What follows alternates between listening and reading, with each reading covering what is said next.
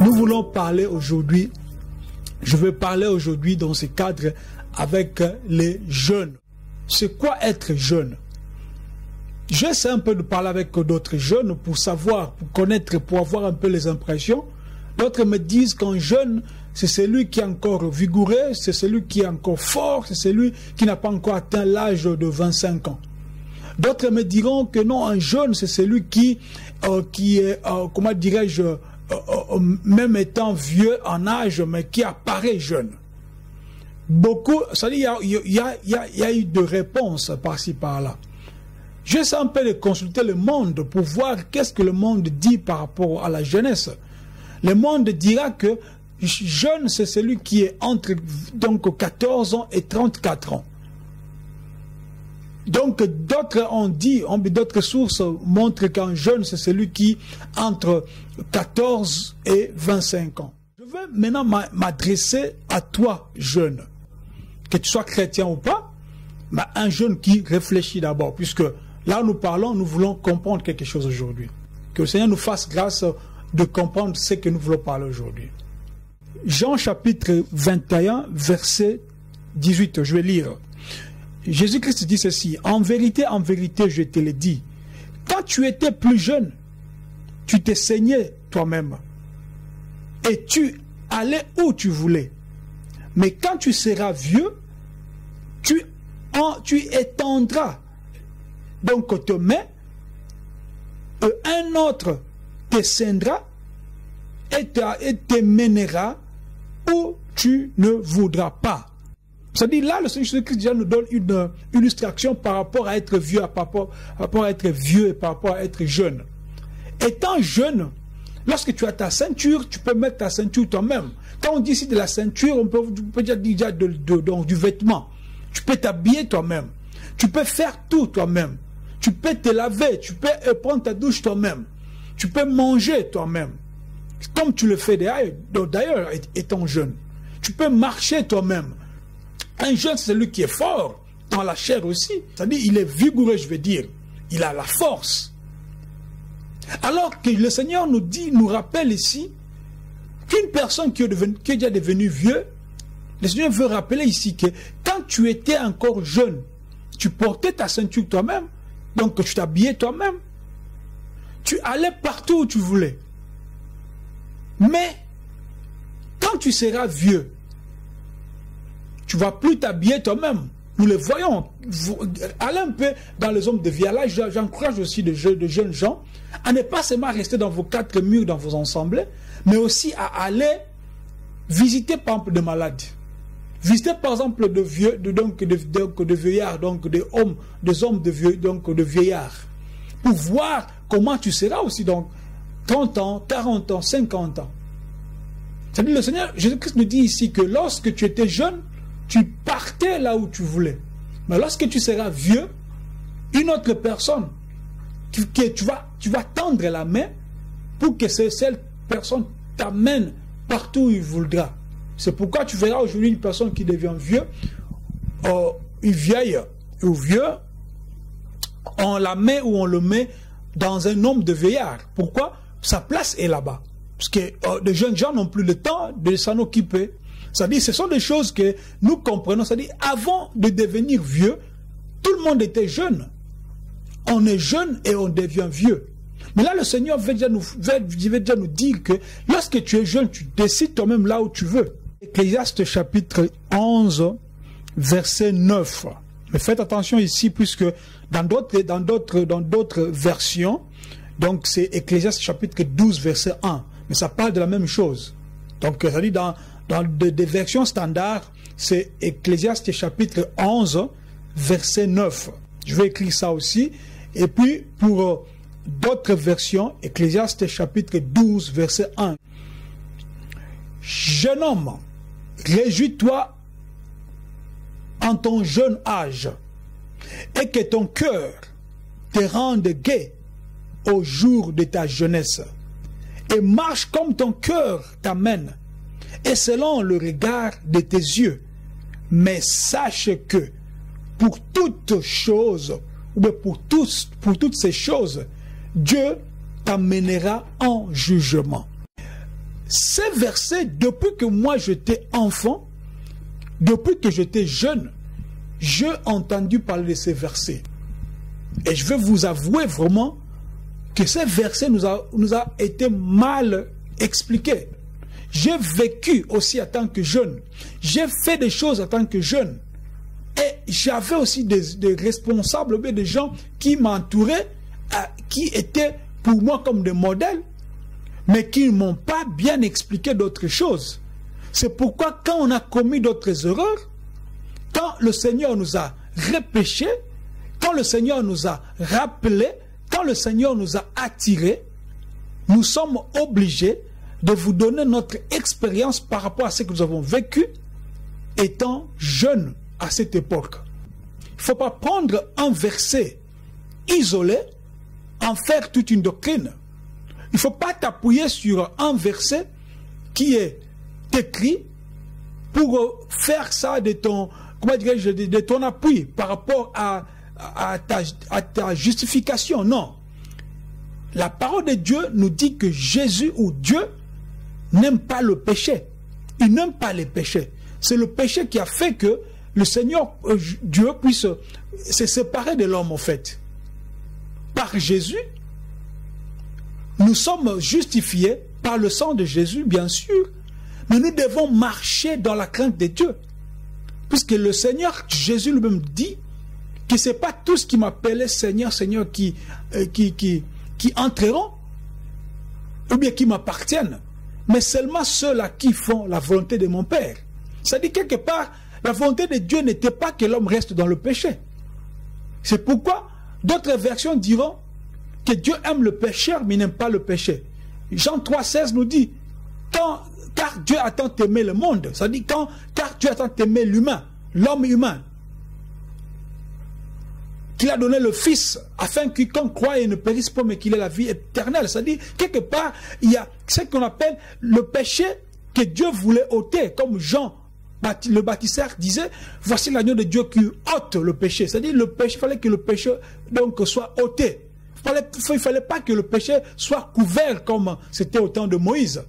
Il fallait que le péché soit réellement ôté. Lorsque le péché sera ôté, l'homme sera réellement justifié devant l'Éternel.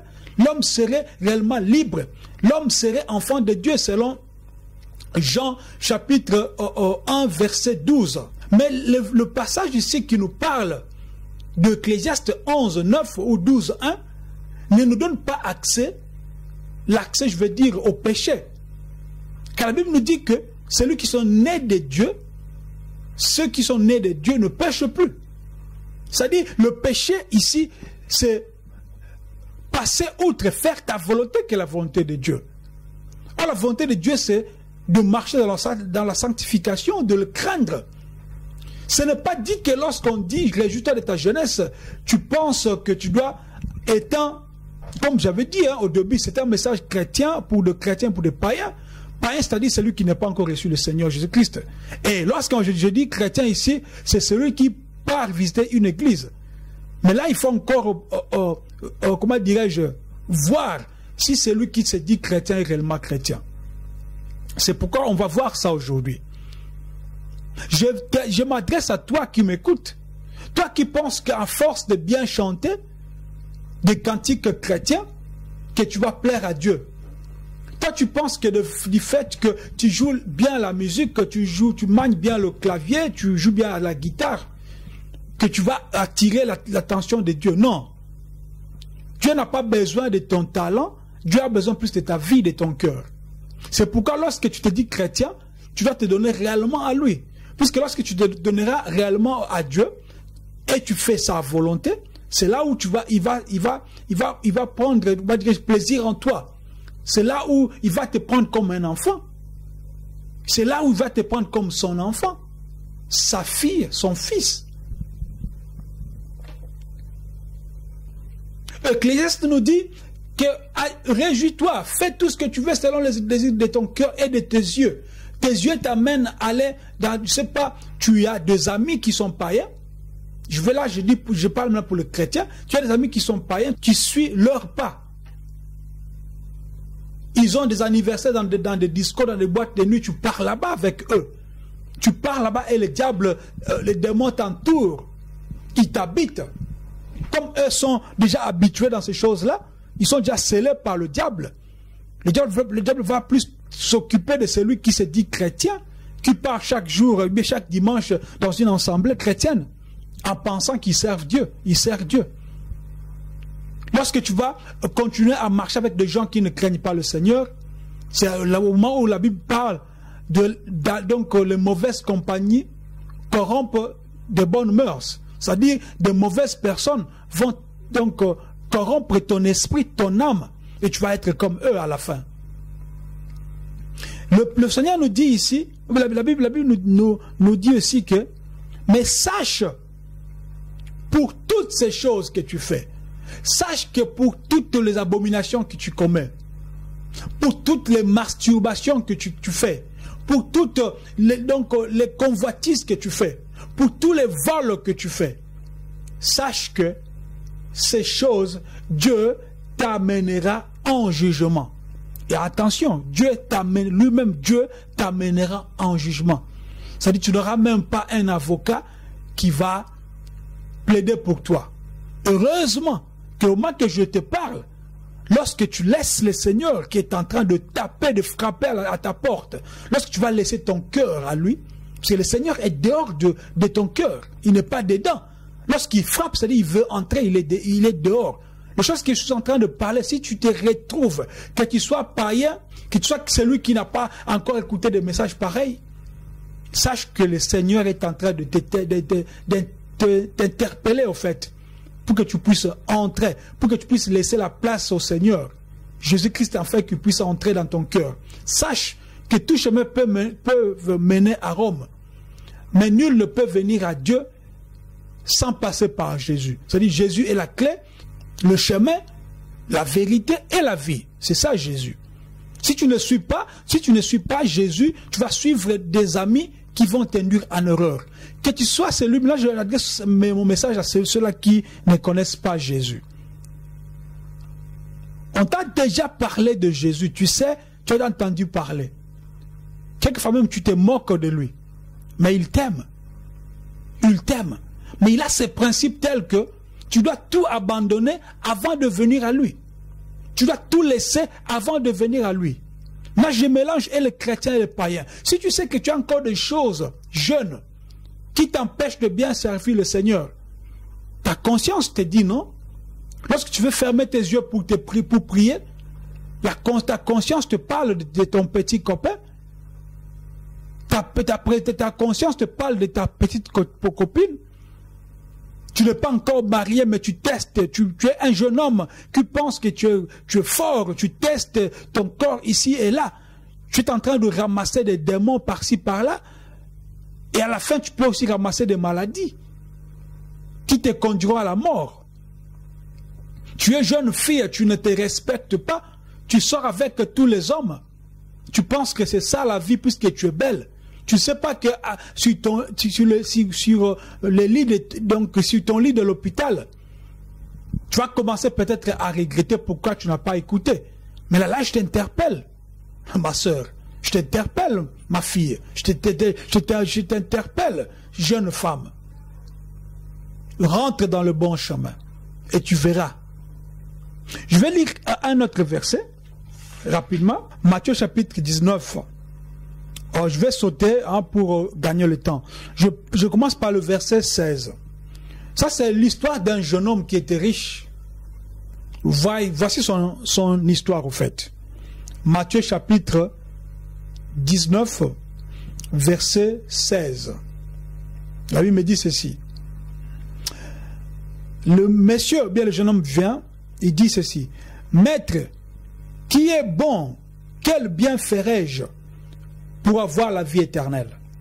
Une bonne question. Jésus-Christ lui répond par des commandements. Il dit qu'il faut garder les commandements. Lesquels? Tu ne tueras pas. Tu ne commettras pas d'adultère. Tu ne déroberas pas. Tu ne diras pas de faux témoignages. Honore ton père et ta mère. aime ton prochain comme toi-même. Le jeune homme dit, mais non, ce que tu dis là, je gardé ça, je fais ça depuis mon jeune âge. Bravo. Bravo. Là, écoute la réponse de Dieu, de Jésus-Christ. Il dit ceci. Si tu veux être parfait, va et vends ce que tu as et donne aux pauvres.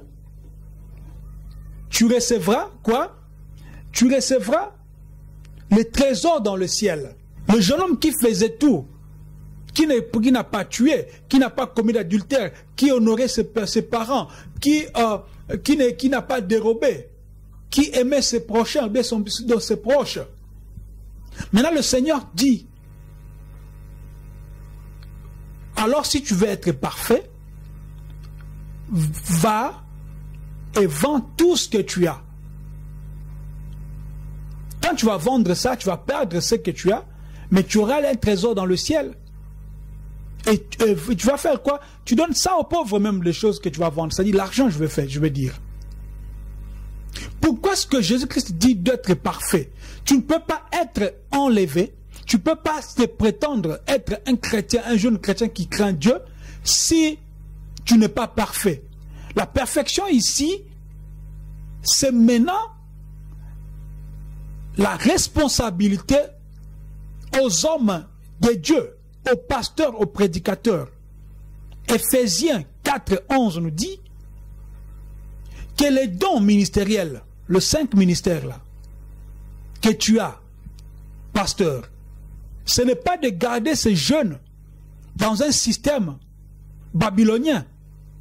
Ce n'est pas de garder ces jeunes dans un système païen. Mais c'est pour perfectionner ces jeunes-là. Pour être perfectionné. Lorsque tu seras perfectionné, c'est ça qu'on appelle être parfait. C'est là où tu seras majeur. Et c'est là où le Seigneur viendra pour te prendre. Jeune homme, tu dois laisser ce que tu fais. Je ne dis pas ici d'abandonner ton travail, non. Tout ce que tu penses que ça te retient à ne pas bien servir le Seigneur, tu dois laisser ça.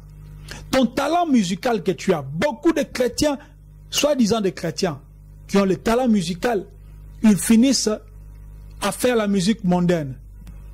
Que ce soit dans le pays, au pays, en Afrique, et vous êtes en train de faire des groupes dans l'église, groupe de jeunes, groupe de mamas, groupe de papas, ce n'est pas biblique. Il n'y a pas un Dieu spécifiquement pour des enfants. Il n'y a pas un Dieu spécifiquement pour des jeunes, pour des adultes. Les choses que je suis en train de parler ici, c'est au fait pour vous conscientiser au fait. Mais ce n'est pas dit qu'il y a un enfer pour les jeunes, là où il y a moins de souffrance, où il y a une vie éternelle, ou bien un royaume de cieux, un royaume de cieux qui est pour des jeunes, là où il y a plus d'activité. Non. Le même Dieu qui jugera le monde te jugera aussi toi, jeune. Le même Dieu qui jugera le monde, qui t'a sauvé, qui nous a sauvés, il t'a aussi sauvé. Le même Jésus qui est parti, il va revenir pour tout le monde, pas seulement pour toi. Jésus n'est pas cool comme vous pensez. Un jour, je participais, que Dieu me pardonne. Là, ça remonte il y a de cela quelques années, en Irlande, dans un bâtiment dit église, d'un pasteur, comment dirais-je, irlandais. Tout est bien, tout est parfait. De lumière qui se concorde avec le mur, tout ça. Je vous montre la photo, pas pour voir l'idée de ce que je suis en train de dire. Et j'ai côtoyé cet ensemble-là pendant quelques semaines, et je vis que Dieu n'y était pas. Là où, lorsque Dieu commençait à travailler avec nous, par rapport à nous faire sortir dans le système établi par l'homme, on était là en train de voir comment faire pour aider des jeunes. Or, dans toutes ces églises-là, ce sont des systèmes déjà établis. Ils ont leur pasteur, un pasteur pour des jeunes seulement. C'est pas normal. Et ce pasteur pour des jeunes, il dit, moi je ne suis pas là pour vous condamner, je ne vous prêche pas des choses pour vous condamner, je ne vous prêche pas des choses pour vous juger, mais je vous prêche des choses pour vous montrer l'amour de Dieu. Mais c'est abominable. Pendant que ces jeunes sont en train de pécher, ils sont déjà condamnés.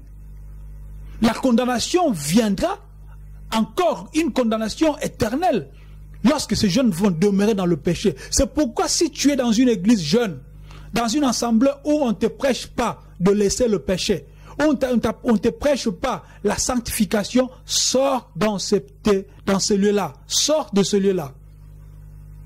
Ce sont des lieux où tu vas penser qu'il y a une atmosphère. Ils font tout pour avoir l'atmosphère. La musique qui se concorde avec des voix et tout ça, ils font tout pour attirer votre attention.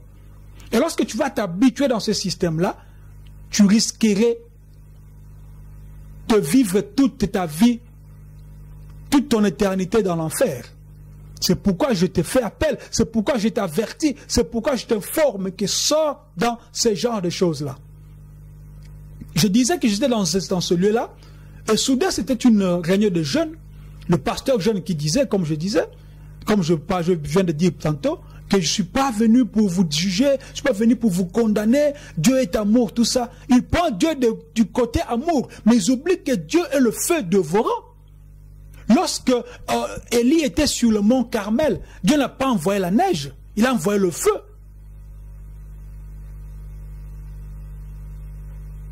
Bien-aimé, comprenez ces choses ici.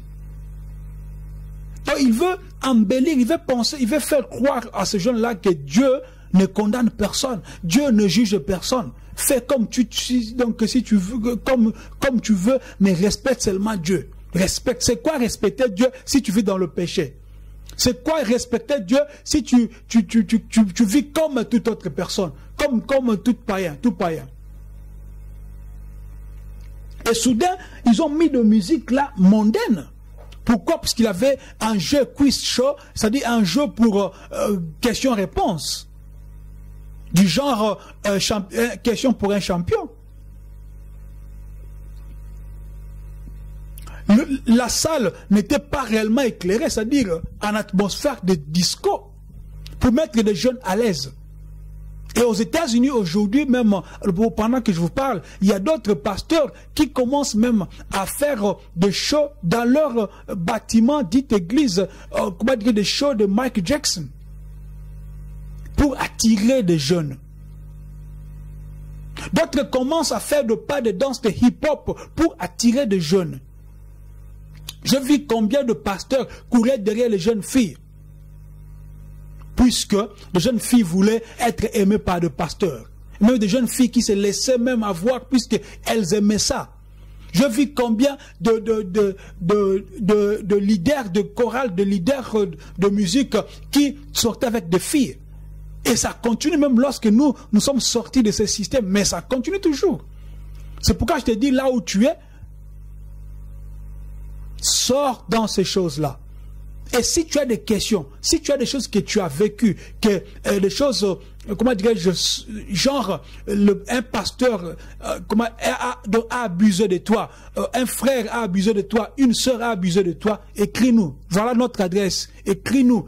Pose toute question que tu voudras. Par la grâce de Dieu, on va te répondre. Par la grâce de Dieu, on va aussi t'aider. Peut-être que tu veux servir le Seigneur en vérité. Peut-être que tu veux laisser la vie que tu es en train de mener. Mais tu ne sais pas là où aller. Tu ne sais pas avec qui, comment dirais-je, te confier. Tu ne sais pas comment tu peux retrouver la meilleure vie de Jésus. Écris-nous. Nous sommes désavertis du Seigneur. Le Seigneur nous a avertis. On a aussi commis d'autres choses lorsqu'on était dans le système. Oui. Mais nous nous sommes repentis. Nous sommes nés de nouveau. Nous sommes nés de nouveau. Nous sommes devenus des chrétiens qui ne disent pas seulement chrétiens au mot, mais chrétiens qui veulent vivre comme Christ. Nous voulons imiter Jésus-Christ comme l'apôtre Paul disait, soyez mes imitateurs comme moi je le suis pour Christ. Nous voulons aussi être imitateurs. Nous voulons que vous qui nous regardiez soyez aussi nos imitateurs comme nous sommes imitateurs de Jésus-Christ. Bien-aimés, jeunes, ne cherche pas qu'un pasteur soit le médiateur entre toi, entre ton Dieu et toi. Le seul médiateur, c'est Jésus-Christ. Le pasteur n'est que là pour paître, mais la bergerie appartient à notre Seigneur. Le pasteur n'est que là pour t'aider. Pas seulement que tu restes pour du bon, que tu restes, comment dirais-je, sous ses pieds, non. le pasteur peut t'aider à te découvrir par rapport à ton ministère. Tu es né ici en Europe, tu parles mieux français que ton pasteur, tu parles mieux allemand que ton pasteur, tu parles mieux anglais que ton pasteur. Alors il y a des jeunes gens qui sont dans des pays ici en Europe qui ne comprennent pas le français, qui ne comprennent pas l'allemand, mais tu peux le prêcher en anglais, tu peux le prêcher en portugais, tu peux le prêcher en italien, tu peux le prêcher en suédois. C'est toi, tu es né ici, c'est pas un hasard. Tu as grandi ici, c'est pas un hasard. Le pasteur veut te garder jusqu'à ce que tu vas te marier à un diacre qui est dans le même système ou à un ancien dans le même système. Tu restes dans le même système et tu vas t'embrouiller, tu ne vas même pas te retrouver. Jeune, je te dis, la musique, c'est bien, mais c'est un accompagnement. La musique, ce n'est pas le service de Dieu. Le service de Dieu, c'est lorsque tu vas faire sa volonté d'abord. Lorsque tu vas prêcher sa nouvelle. Lorsque tu vas prêcher son évangile. Comme tu es né, tu as grandi ici, tu as la possibilité d'atteindre des milliers de gens. Mais ce n'est pas que lorsque tu es en train de chanter, de danser, ce n'est pas de jouer de la musique, c'est ça te suffit. Non. Je ne dis pas que tu deviennes pasteur. Non. Si c'est Dieu qui t'appelle, gloire à Dieu. Mais je te dis ici que tu as une mission. Ta mission, c'est d'appeler d'autres gens à Jésus, pas dans ton assemblée. Parce que si tu appelles, combien de gens que tu as déjà invités dans ton assemblée là? Combien de gens? Ils viennent pour voir la musique, mais puis à la fin, ils n'ont pas la vie. Parce que toi-même, tu es là-bas, tu n'as même pas la vie. C'est pourquoi moi, je vais te montrer le vrai Jésus. The really Jesus. The wahre Gott. Nzambe à solo. Un Dieu qui peut changer ta vie. Un Dieu qui peut t'enlever donc les écailles de tes yeux. Un Dieu qui peut te donner encore une nouvelle vie. C'est ce Dieu-là que moi je vais te présenter. Yeshua HaMashiach, Jésus-Christ, le Messie, le Sauveur. Tu es musicien chrétien, mais tes écouteurs là, tu écoutes la musique du monde. Tes écouteurs là, tu écoutes la musique du monde. Toi, tu te dis frère en Christ, tu chantes dans l'église, mais tu écoutes la musique du monde. Si tous les jeunes filles, vous écoutez, vous ne regardez que la musique du monde. Vous n'écoutez que la musique du monde. Et pourquoi? Puisque vous pensez que cette autre musique-là chrétienne, c'est trop ennuyeuse. Cette musique-là, donc dite chrétienne-là, bien sûr, c'est comme ça. C'est pas une musique donc culturelle. Ne cherchez pas Dieu dans la culture. Ne cherchez pas Dieu dans la tradition. Cherchez Dieu dans l'esprit. Puisque lui nous cherche dans l'esprit. Cherchez lui aussi dans l'esprit. C'est par sa parole que tu vas comprendre ces choses. Lorsque tu vas te laisser guider par le Saint-Esprit, tu verras que ta vie changera. 2 Timothée, chapitre 2, verset 19. Je lis rapidement. Toutefois, les fondements de Dieu demeurent fermes, ayant ses sceaux. Le Seigneur connaît ceux qui lui appartiennent. Le Seigneur lui-même connaît, il sait ce qui lui appartiennent. C'est pourquoi plus tard, Jésus-Christ dira, Matthieu 7, 22, 23, que je n'étais jamais connu. Les gens qui viendront à la fin pour dire que nous avons fait ceci, nous avons fait cela à ton nom. La liste est longue, hein? Ce n'est pas seulement ce qui est écrit. L'idée c'est quoi? Même ceux-là qui disent qu'ils ont chanté pour Jésus, ils ont balayé la salle de l'église, ils ont conduit leur pasteur, ils ont mis de l'essence, je veux dire, dans la voiture de l'église, ils ont contribué pour le mariage. Ce n'est pas ça qui compte. Ça, ce sont des œuvres et même le païen le font. Je continue. Le Seigneur connaît ceux qui lui appartiennent. Et quiconque invoque le nom du Seigneur, qu'il s'éloigne de l'iniquité, qu'il s'éloigne de mauvaises choses. Tu ne peux pas invoquer le nom de l'Éternel. Tu ne peux pas invoquer le nom, je vais dire, donc, de Elohim, de Dieu, mais tu es en train de vivre dans l'iniquité, dans la fornication, dans le mensonge, dans les choses qui ne confessent pas le Seigneur. Non. Or, dans une grande maison, il n'y a pas seulement de vases d'or et d'argent, mais il y en a aussi de bois et de terre. Les uns sont de vases d'honneur et les autres sont d'un usage vil. Nous avons un potier, c'est Jésus-Christ. Nous avons un mentor, c'est Jésus-Christ. Nous avons un Dieu, un créateur, c'est Jésus-Christ. Maintenant, nous sommes présentés ici comme des vases. Et dans une maison, comme la Bible dit, il y a beaucoup de vases. D'autres en bois, d'autres en or. D'autres aussi en argent. Mais dans ces vases-là, il y a d'autres vases qui sont réellement conçus pour but de vases d'honneur, de faire des choses, ou bien de mettre des choses qui donnent l'honneur. Il y a d'autres vases aussi qui sont inutiles, ou bien des vases qui sont d'usage vil, des choses viles, des choses qui n'ont pas vraiment d'importance. Verset 21. Si quelqu'un donc se purifie de ces choses, il sera un vase d'honneur. Si tu vis selon la volonté de Dieu, si tu fuis les mauvaises compagnies, si tu fuis le péché, si tu fuis des choses qui t'amènent à la perdition, tu seras aussi appelé un jour vase d'honneur. Mais pas seulement un vase d'honneur, mais un vase d'honneur sanctifié et utile au Seigneur et préparé pour toute bonne œuvre. Pour toute bonne œuvre. Tu seras un vase d'honneur préparé, donc un vase d'honneur pour le Seigneur, préparé pour toute bonne œuvre. Tu seras un instrument qui va prêcher de français de souche. Tu seras un instrument qui va prêcher des Suédois de souche. Tu seras un instrument qui va prêcher des Allemands de souche, de Belges de souche, donc des Américains de souche et tout ça. C'est-à-dire que tu seras un vase d'honneur pour le Seigneur. Maintenant, le verset 22 qui t'intéresse, toi jeune. Fuis aussi les désirs de la jeunesse. Le jeune fuyait ces désirs-là.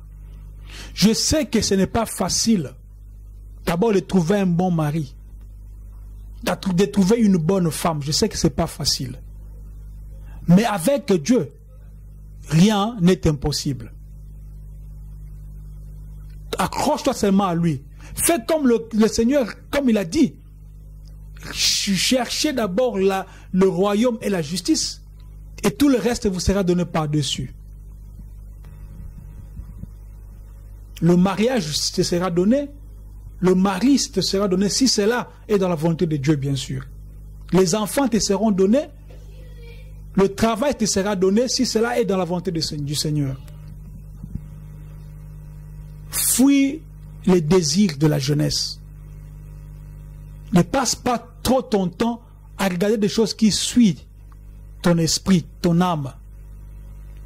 Ne passe pas trop de temps, ne passe pas le temps même à suivre des gens qui t'amènent pas, qui te donnent pas la vie. Il faut choisir des amis. Il faut te choisir des amis. Des amis ne peuvent pas venir t'acheter. Il faut que tu choisisses tes amis. Des gens que toi tu vas influencer pour le Seigneur. Fuis aussi les désirs de la jeunesse, comme je dis, et recherche la justice, la foi, la charité ou l'amour, et la paix avec ceux-là qui invoquent le Seigneur d'un cœur pur. Je peux être loin de toi, bien-aimé, mais je sais et je crois et je témoigne que Jésus-Christ vit en moi. C'est pourquoi je te dis ceci. Si tu as un problème, une question, un problème qui te dérange par rapport à ce sujet, peut-être que tu n'as pas bien compris d'autres choses. Peut-être que tu veux mieux comprendre. Écris-nous, c'est l'adresse qui passe là, écris-nous. Tu peux même nous appeler, les numéros passent aussi par là. Tu peux même nous appeler sur ces numéros ici. Ces numéros ici. Ce que je vais te dire, c'est quoi? Ne suis pas le mensonge ou les stratégies de ton pasteur. Vous me direz, mais pourquoi tu es contre le pasteur? Je ne suis pas contre le pasteur, mais je suis contre de faux qui se disent pasteurs, qui font des choses pour leur bien. Ils font des activités dans des églises pour garder les gens, pour mieux encore le mater, pour mieux mettre leur philosophie dans la tête, dans leur tête, pour que ces gens puissent toujours les suivre. Si moi j'organise une réunion de prière, ton pasteur te dira peut-être que non, ne viens pas. Mais là, je parle avec toi, tu me suis sur l'internet, le pasteur n'a pas le droit de te fermer les yeux. C'est pourquoi je te dis, fais attention. Si ton pasteur te dit que n'allez pas là-bas, oui, peut-être qu'il a raison. Mais peut-être aussi il n'a pas raison, il a peur que tu ailles découvrir d'autres choses que lui ne vous a pas dit. C'est pourquoi la vraie vérité, c'est Christ. Moi, je te présente Christ en brut. Christ, really, Jesus. Un Dieu qui ne connaît pas de corruption. Un Dieu pur, un Dieu qui sauve, un Dieu qui vit. Beaucoup de pasteurs, beaucoup de prophètes qui sont passés, ils sont morts, ils sont restés dans leur tombeau, dans leur tombe. Mais Jésus-Christ est le seul qui est ressuscité, qui vit. Les musulmans le croient, les musulmans le savent. Les témoins de Jéhovah le savent, même s'ils ne croient pas que Jésus est Dieu. Même si le musulman ne croit pas que Jésus est le Fils de Dieu, mais il est le Fils de Dieu. Il est le Fils de Dieu pendant qu'il était sur la terre, mais il est Dieu, puis c'est lui qui a créé la terre, qui a créé tout. Selon Jean, au commencement était la parole était avec Dieu et la parole était Dieu. Il était au commencement avec Dieu, toute chose a été créée par elle. C'est celui-là, la parole, qui est descendue en forme du Fils. Un jour, on parlera de la divinité de Jésus-Christ avec vous, les jeunes aussi. Parce que ce sont des sujets que vous devrez comprendre. Tu ne peux pas servir un Dieu que tu ne connais pas. Tu ne peux pas servir un Dieu qui ne te connaît pas. Tu dois servir un Dieu qui te connaît et tu dois servir un Dieu que tu connais. Le passage que je t'avais dit au début, ne suis pas le mensonge de ton pasteur, suis seulement la parole de Jésus-Christ. Même les choses que moi je suis en train de dire maintenant, je ne dis pas que pour que tu puisses me suivre, non. Je te dis ceci pour que tu puisses sortir de là où tu es, afin que toi et moi ensemble, nous suivons Jésus. Parce que c'est lui qui est le maître, c'est lui qui est la tête de toutes choses. 1 Timothée chapitre 2, verset 5 pour terminer. Car il y a un seul Dieu, un seul médiateur entre Dieu et les hommes. Jésus-Christ est homme. Pourquoi homme? Puisqu'il était homme sur la terre. Fuis les mauvais compagnons ou les compagnies. Sors dans le milieu des gens qui se disent enfants de Dieu mais qui font des choses contraires. Vous vendez des t-shirts dans des églises. Vous vendez des macarons dans des églises. Vous vendez des cartes de baptême dans des églises. Vous vendez des beignets, des mikates dans des églises. Vous faites des ristournes dans des églises. Si tu vois, jeune, tu es fort, Dieu a besoin de ta force. Tu es vaillant héros, Dieu a besoin de toi. Ne suis pas le monde, mais suis le Seigneur Jésus-Christ. Si tu as été béni, propage cette nouvelle, partage cette vidéo avec quiconque. Et n'oublie pas, si tu as une question ou des questions, pose-nous. Nos adresses passent là. Que Dieu te bénisse. Shalom.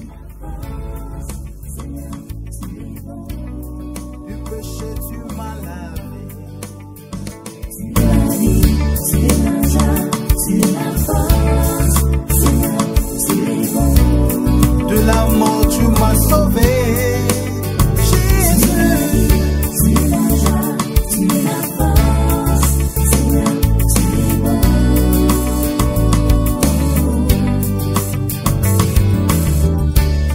Tu relèves, Seigneur, tu pardonnes, Seigneur, tu restaures, Seigneur, tu es bon, tu consoles, Seigneur.